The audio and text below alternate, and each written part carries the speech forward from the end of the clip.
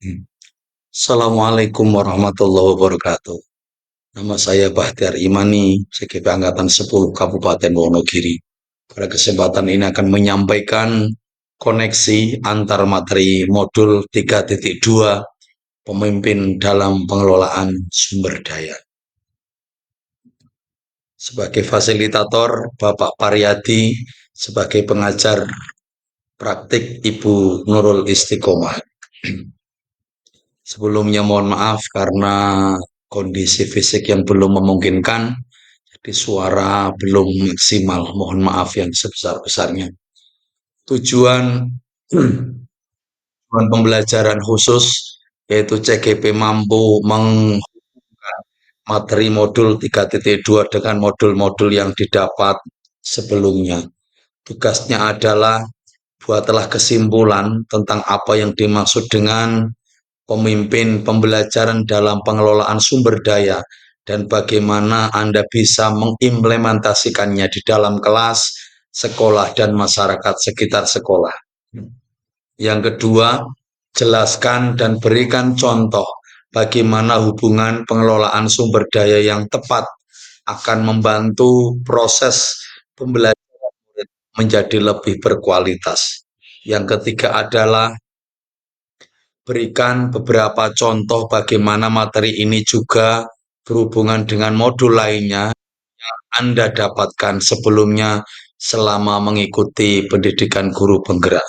Kemudian yang keempat, ceritakan pula bagaimana hubungan antara sebelum dan sesudah Anda mengikuti modul ini, serta pemikiran apa yang sudah berubah di diri Anda setelah Anda mengikuti proses pembelajaran dalam modul ini. Peta pemikiran. Di modul ini kita belajar keterkaitan antara modul titik peta pemikiran. Di modul ini kita belajar keterkaitan antara modul 3.2 dengan modul-modul lainnya, yaitu modul 1, modul 2. Di modul 3.2 ini, yaitu pemimpin pembelajaran dalam pengelolaan sumber daya, kemudian bagaimana implementasi di kelas, di sekolah, dan masyarakat dalam rangka proses pembelajaran murid menjadi lebih berkualitas. Yang pertama, kesimpulan tentang pemimpin pembelajaran dalam pengelolaan sumber daya dan implementasinya. Pemimpin pembelajaran dalam pengelolaan sumber daya adalah seorang guru yang tidak hanya menguasai materi pembelajaran, tetapi juga mampu memanfaatkan segala potensi yang ada di lingkungan sekolah untuk meningkatkan kualitas pembelajaran. Seorang pemimpin pembelajaran seperti memiliki kemampuan untuk yang pertama melihat potensi dalam setiap sumber daya, dua mengambil keputusan yang tepat, yang ketiga membangun kolaborasi, yang keempat berinovasi.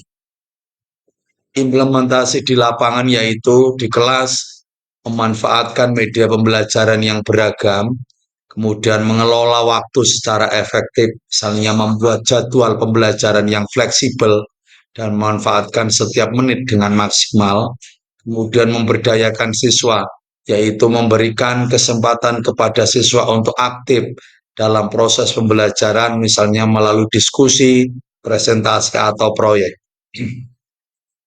Sementara di sekolah, yaitu mengoptimalkan penggunaan fasilitas sekolah, misalnya perpus, laboratorium, dan ruang terbuka, kemudian membangun kerjasama dengan komunitas, misalnya melibatkan orang tua, masyarakat, lembaga, dan sebagainya.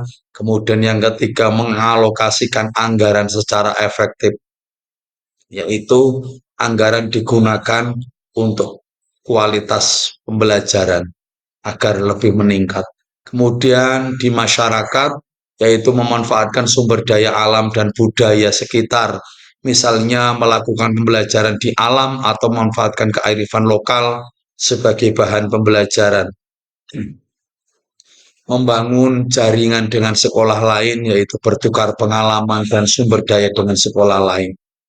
Kemudian yang kedua, hubungan pengelolaan sumber daya dengan kualitas pembelajaran. Maka pengelolaan sumber daya yang tepat akan membantu proses pembelajaran murid menjadi lebih berkualitas. Karena dapat memberikan variasi pembelajaran, dapat meningkatkan motivasi belajar, memfasilitasi pembelajaran aktif, juga meningkatkan efektivitas pembelajaran. Yang ketiga, hubungan modul 3.2 dengan modul lain. Kaitannya dengan modul 1, modul 3.2, yaitu filosofi pendidikan Ki Hajar Dewantoro mengajarkan kita untuk menempatkan murid sebagai pusat pembelajaran. Pengelolaan sumber daya yang baik akan membantu mewujudkan pusat pembelajaran yang berpusat pada murid.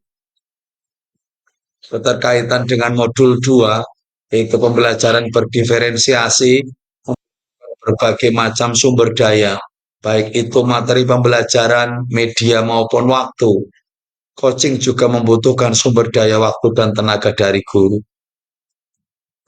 Kaitan modul 3.2 dan modul 3.1 yaitu pengambilan keputusan yang tepat dalam pengelolaan sumber daya merupakan salah satu kunci keberhasilan seorang pemimpin pembelajaran.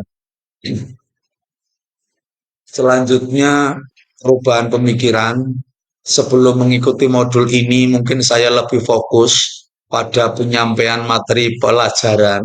Setelah mengikuti modul ini, saya menyadari bahwa seorang guru, saya juga harus berperan sebagai pemimpin pembelajaran yang mampu mengelola berbagai sumber daya untuk menciptakan lingkungan belajar yang optimal bagi siswa.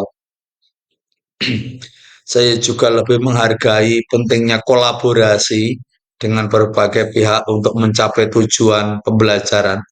Aksi nyata yang dilakukan yaitu saya memiliki kelas yang heterogen dengan berbagai tingkat kemampuan.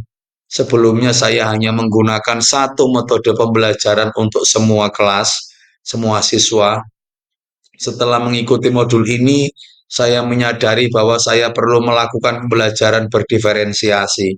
Saya kemudian mencari berbagai sumber daya yang bisa digunakan seperti buku teks yang berbeda tingkat kesulitan, media pembelajaran yang menarik, dan kegiatan kelompok yang bervariasi untuk mengakomodasi kebutuhan belajar setiap siswa.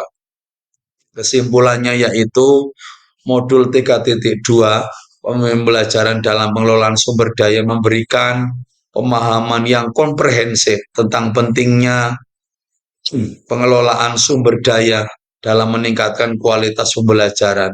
Dengan mengimplementasikan konsep-konsep yang dipelajari dalam modul ini, kita dapat menciptakan lingkungan belajar yang lebih efektif dan berpusat pada siswa.